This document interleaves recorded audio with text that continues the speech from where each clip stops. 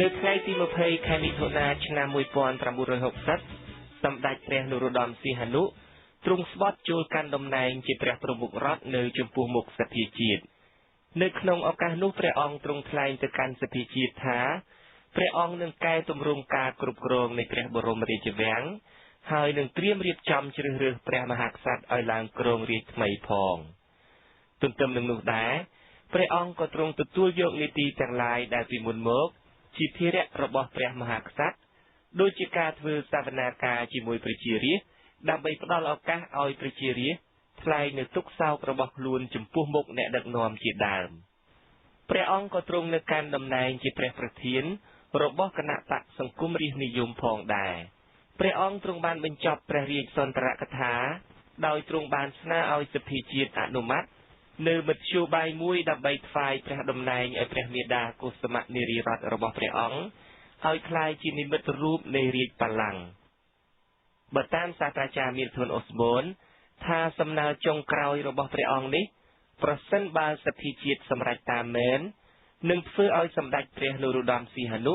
ទ្រង់ក្តាប់អំណាចគ្រប់យ៉ាងនៅក្នុងប្រវោះរបស់ព្រះអង្គផ្ទាល់តែម្ដងគឺព្រះអង្គទ្រង់កាន់អំណាចមែនតែនក្នុងព្រះនាមជាព្រះប្រមុខរដ្ឋផងនិងទ្រង់មានអំណាចនិមិត្តរូបជំនួសព្រះមហាក្សត្រផងទីបំផុតសភាជាតិក៏សម្រេចតែងតាំងព្រះមហាក្សត្រព្រះយានីស៊ីសវត្តកុសុមនារីរដ្ឋជាតំណាងព្រះរាជបល្ល័ង្កខ្មែរតាមព្រះរាជបំណងរបស់សម្ដេចព្រះនរោត្តមសីហនុឆ្នាំ1960គឺជារយៈពេលមួយដែលសម្ដេចព្រះនរោត្តមសីហនុទ្រង់ឈានដល់ចំណុចកំពូលនៃការក្តាប់អំណាចក៏ប៉ុន្តែទន្ទឹមនឹងនោះនេះក៏ជារយៈពេលមួយដែលពួកឆ្វេងនិយមប្រកាន់យកជំហរដាច់ណាត់មួយក្នុងការប្រឆាំងនឹងព្រះអង្គវិញរហូតដល់ពួកនេះដណ្ដើមបានជោគជ័យនៅឆ្នាំ1975ដែរក្រុមដែលប្រឆាំងនឹងសម្ដេចព្រះនរោត្តមសីហនុនៅពេលនោះមិនមានសម្លេងនៅក្នុងសភាឬមានមុខតំណែងធំដុំណាមួយនៅក្នុងរាជរដ្ឋាភិបាលទេពួកនេះអ្នកខ្លះបន្តធ្វើចលនាប្រឆាំងដោយលួចលាក់ស្ងាត់កំបាំងនិងខ្លះទៀតធ្វើដោយចំហតាមរយៈកាសែតឬតាមការបញ្ចូលនិន្នាការនយោបាយរបស់ខ្លួននៅតាមសាលារៀនជាដើមដើម្បីទាក់ទាញយុវសិស្សទោះបីជាក្រុមចលនាប្រឆាំងធ្វើយុទ្ធនាការដោយស្ងាត់កំបាំងឬដោយបើកចំហក្តីក្រុមនេះប្រឈមមុខទៅនឹងបញ្ហាសំខាន់ពីរទី1គឺបញ្ហាមនោគមវិជ្ជាព្រះប្រមុខរដ្ឋសីហនុទ្រង់ប្រកាន់យកជំហរអព្យាក្រឹតក្នុងគោលនយោបាយបរទេសរបស់ព្រះអង្គចំពោះពួកប្រឆាំងប្រការនេះបានធ្វើឲ្យពួកគេមានការលំបាកក្នុងការរិះគន់រាជរដ្ឋាភិបាលរបស់សម្ដេចព្រះនរោត្តមសីហនុនៅពេលដែលពួកគេប្រកាន់ជំហរឆ្វេងនិយមស្រាប់ពួកគេពិបាកនឹងរិះគន់រដ្ឋាភិបាលមួយដែលទទួលជំនួយនិងមានទំនាក់ទំនងល្អជាមួយនឹងមេកុម្មុយនីសធំដូចជាសហភាពសូវៀតប្រទេសចិននិងវៀតណាមខាងជើងជាដើមបញ្ហាចម្បងទី2ដែលជាឧបសគ្គក្នុងចលនាប្រឆាំងរបស់ក្រុមឆ្វេងនិយមគឺការគៀបសង្កត់និងការធ្វើទុកបុកម្នេញពីសំណាក់កងរក្សាសន្តិសុខនិងគិញសម្ងាត់របស់សម្ដេចព្រះនរោត្តមសីហនុតែម្ដងមានអ្នកកាសែតនិងនិពន្ធនាយកនៃក្រុមឆ្វេងនិយមមិនតិចទេដែលត្រូវគេសម្លាប់និងធ្វើបាបបំបាក់ស្មារតីនៅខែតុលាឆ្នាំ1959និពន្ធនាយកនៃកាសែតប្រជាជនដែលជារណសិរ្សកុម្មុយនីសត្រូវគេលួចសម្លាប់ចោលបន្ទាប់ពីនោះខៀវសំផនដែលកាលនោះជានិពន្ធនាយកនៃកាសែតជាភាសាបារាំងមួយឈ្មោះ Observateur ក៏ត្រូវគេវាយធ្វើបាបសម្រាប់ខោអាវយ៉ាងព្រៃផ្សៃនៅខែកក្កដានិងខែសីហាឆ្នាំ1960អ្នកកាសែតប្រកាន់ឆ្វេងនិយមមួយចំនួនទៀតត្រូវគេចាប់ដាក់ពន្ធនាគារនៅពេលដែលពួកនេះសរសេររិះគន់គោលនយោបាយសិក្សាធិការជាតិរបស់រាជរដ្ឋាភិបាលសម្ដេចព្រះនរោត្តមសីហនុលោកមីលធុនអូស្បូនបានធ្វើការសន្និដ្ឋានថាគឺដោយសារមានការគៀបសង្កត់កាន់តែខ្លាំងឡើងដូច្នេះហើយបានជានៅចុងខែកញ្ញាឆ្នាំ1960ក្រុមឆ្វេងនិយមមានគ្នា21នាក់បានបើកកិច្ចប្រជុំជាសម្ងាត់មួយ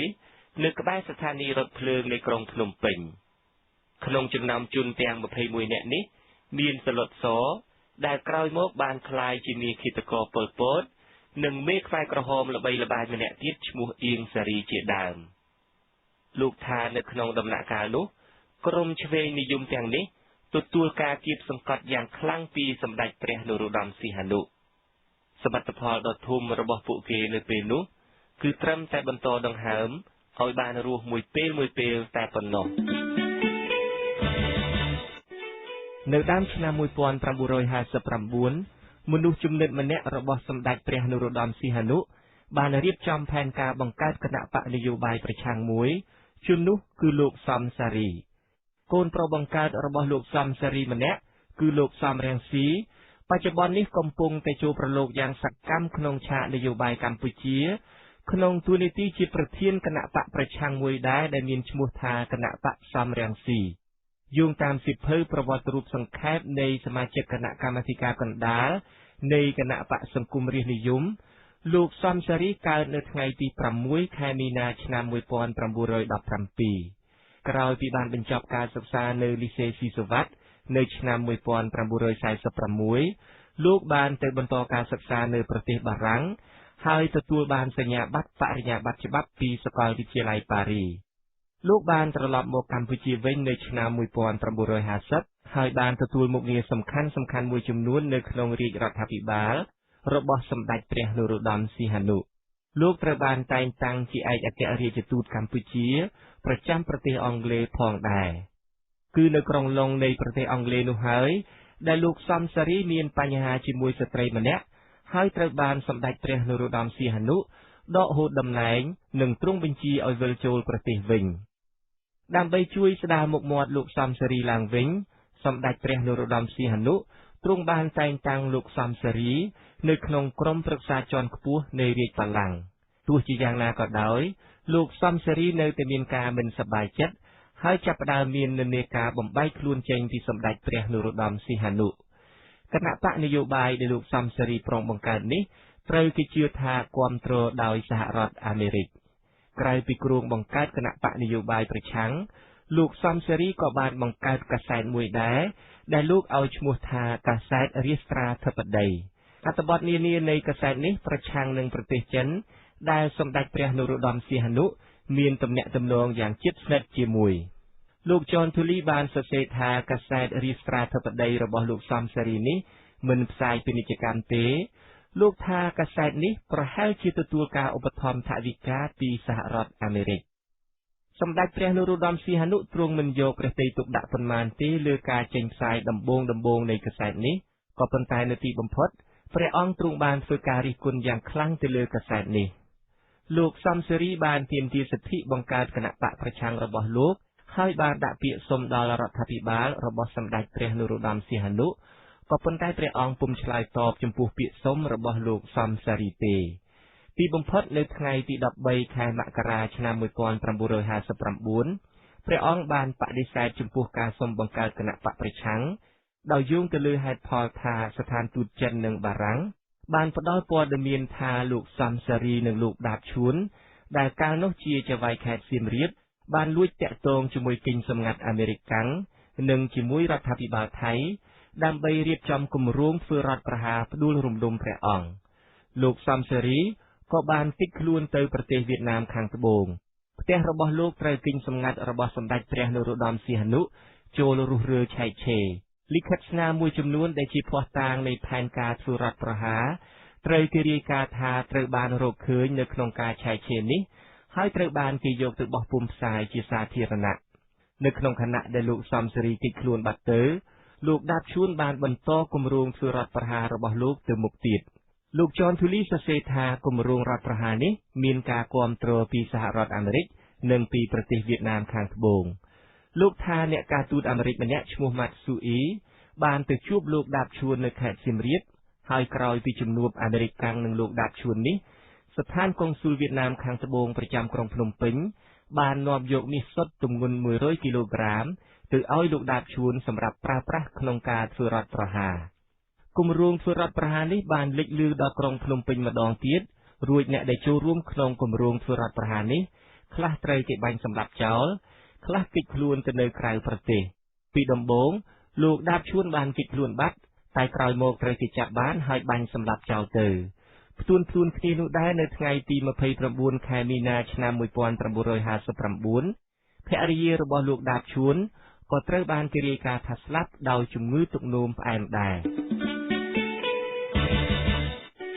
ប្រវត្តិវិទូ David Chandler បានអះអាងថាកត្តាដ៏សំខាន់មួយក្នុងចំណោមកត្តាទាំងឡាយដែលធ្វើឲ្យមានអនុភាពក្នុងសម័យគ្រប់គ្រងប្រទេសរបស់សម្ដេចព្រះនរោត្តមសីហនុគឺចាប់ផ្ដើមឡើងនៅពេលដែលព្រះអង្គកាត់ផ្តាច់ជំនួយយោធារបស់សហរដ្ឋអាមេរិកលើខែវិច្ឆិកាឆ្នាំ1963កម្មវិធីជំនួយយោធារបស់សហរដ្ឋអាមេរិកនេះ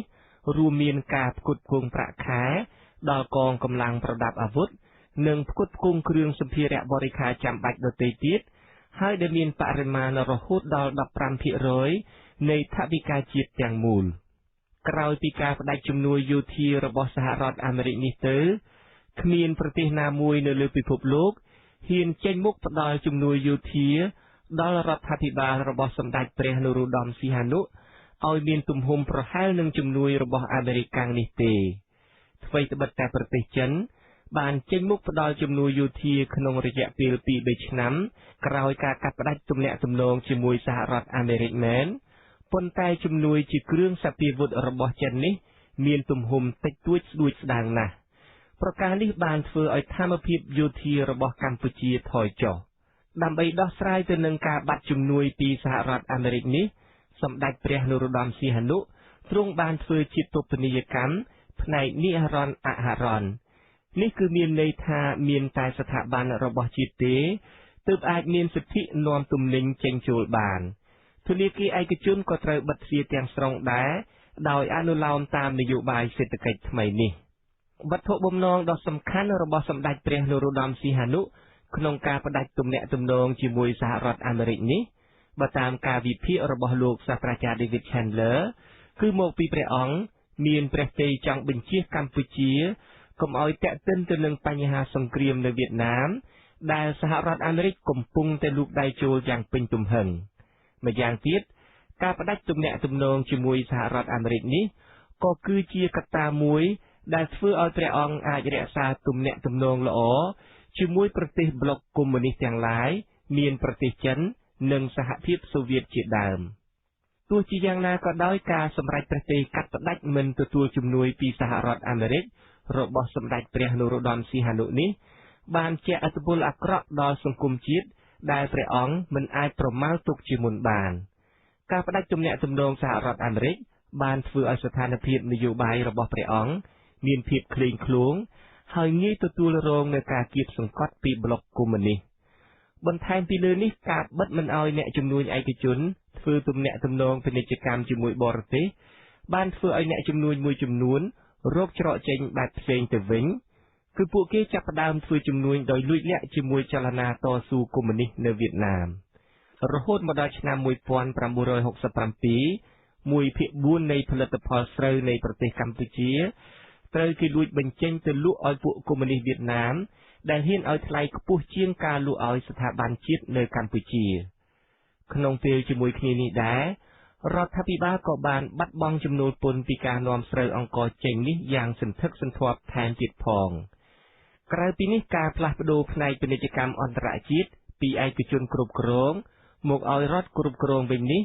បានធ្វើឲ្យបាត់បង់អ្នកជំនាញដែលធ្លាប់រ៉ាប់រងកិច្ចការនេះអ្នកកាន់កាប់ថ្មីសុទ្ធសឹងតែជាមន្ត្រីរាជការដែលមិនយល់ជំនាញនិងមិនមានសមត្ថភាពគ្រប់គ្រាន់ផងដើម្បីទប់ទល់នឹងការហូរចេញនៅស្រូវអង្ករតាមច្រកផ្សេងក្រៅអំពីការជួញដូរជាមួយស្ថាប័នរដ្ឋនៅដើមឆ្នាំ1967រដ្ឋាភិបាលរបស់សម្ដេចព្រះនរោត្តមសីហនុបានសម្រេចឲ្យកងកម្លាំងប្រដាប់អាវុធដើរប្រមូលស្រូវអង្ករពីកសិករហើយផ្ដល់តម្លៃតាមរដ្ឋកំណត់ប្រការនេះបានធ្វើឲ្យមានការបះបោរក្នុងជួរកសិករជាពិសេសនៅតំបន់សំឡូតខេត្តបាត់ដំបងការបះបោរនេះបានបណ្ដាលឲ្យមានការស្លាប់បាត់បង់ជីវិតកសិករអស់រាប់ម៉ឺននាក់